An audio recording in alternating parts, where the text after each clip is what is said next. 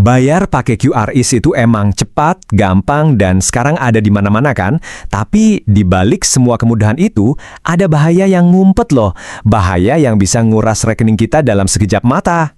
Jadi, gimana sih cara kerja penipuan ini? Dan yang paling penting, gimana caranya biar uang kita aman? Yuk kita bongkar bareng-bareng. Coba deh bayangin skenario ini. Kamu baru aja pesen kopi, terus keluarin HP buat bayar. Pemandangan yang biasa banget kan? Kamu scan kode QR di kasir, klik bayar, dan beres. Tapi pertanyaannya, apa uang kamu beneran nyampe ke kedai kopinya? Di momen sepersekian detik itu, pas lagi mau bayar, pernah nggak sih kepikiran, ini kodenya aman nggak ya? Nah, di sanalah, di titik di mana kita udah percaya aja, para penipu itu nemuin celah buat beraksi. Oke, jadi ini yang bakal kita bahas.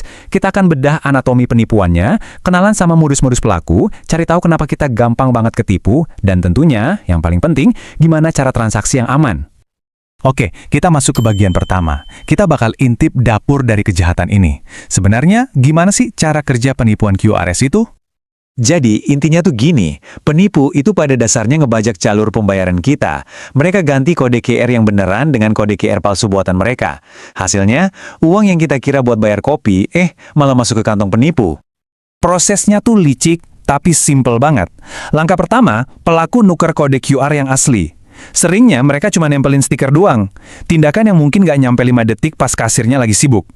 Langkah kedua, pas kita scan kode palsu itu, aplikasi pembayaran kita langsung ngirim duit ke rekening mereka. Ya, sesederhana itu. Nah, para penipu ini tuh kreatif banget. Mereka nggak cuma pakai satu cara. Yuk, kita kenali berbagai modus yang mereka pakai, biar kita bisa lebih waspada. Ini nih, modus yang paling klasik dan paling sering kejadian. Pelaku datang ke toko, restoran, atau bahkan kotak amal di masjid yang pakai QRIS. Coba bayangin, niat kita mau ibadah malah dimanfaatin.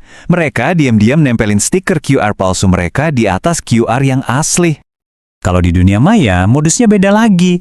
Mungkin ada penipu yang nyamar jadi penjual online, terus ngirimin kamu kode QR. Alasannya bisa buat bayar biaya tambahan, atau buat verifikasi. Padahal itu semua cuma jebakan buat ngambil uang kamu. Nah, modus yang ini bener-bener mainin emosi kita. Pelaku nyebarin poster atau postingan galang dana buat korban bencana, lengkap sama kode QR-nya. Niat baik kita buat nolong sesama, malah jadi sumber penghasilan buat mereka. Sedih kan? Hati-hati juga sama yang ini.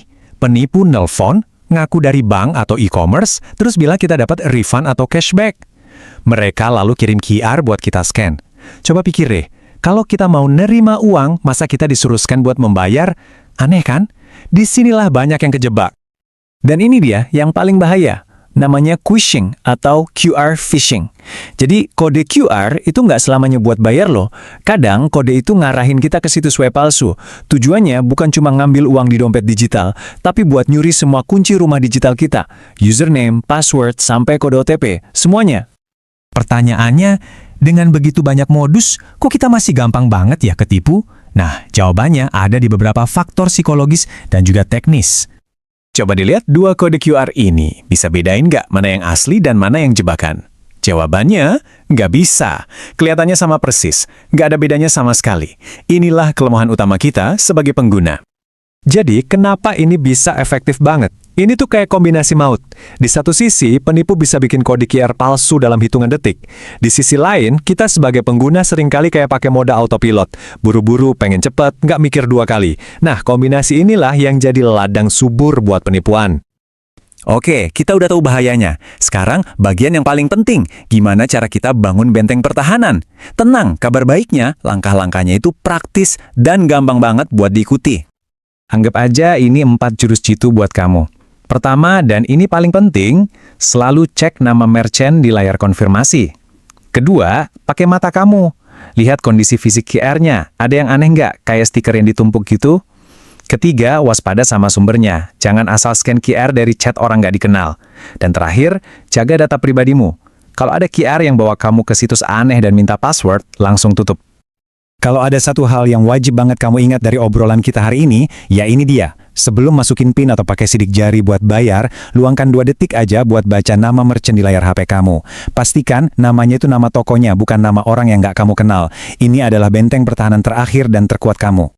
Nah, buat para pemilik usaha, ada tips tambahan nih, penting banget. Lindungi pelanggan Anda dengan cara laminating kode QR-nya atau tempel permanen, biar nggak gampang ditimpa atau diganti sama orang iseng. Kenapa sih semua ini penting? Soalnya dampaknya serius banget. Kita bisa kehilangan uang, data pribadi kita bisa bocor, dan reputasi bisnis juga bisa rusak. Dan ingat ya, di dunia digital, uang yang udah terkirim ke penipu itu ibaratnya udah hilang di telan bumi. Hampir mustahil buat balik lagi. Jadi, pencegahan itu satu-satunya kunci. Jadi, setelah tahu semua ini, yuk kita tutup dengan satu pertanyaan buat diri kita sendiri. Mungkin bisa dimulai dari kebiasaan baru yang simple. Berhenti 2 detik dan baca nama merchant sebelum klik bayar. Kebiasaan kecil yang bisa nyelamatin kita dari rugi besar. Mulai hari ini, yuk kita bertransaksi lebih cerdas. Tetap waspada ya!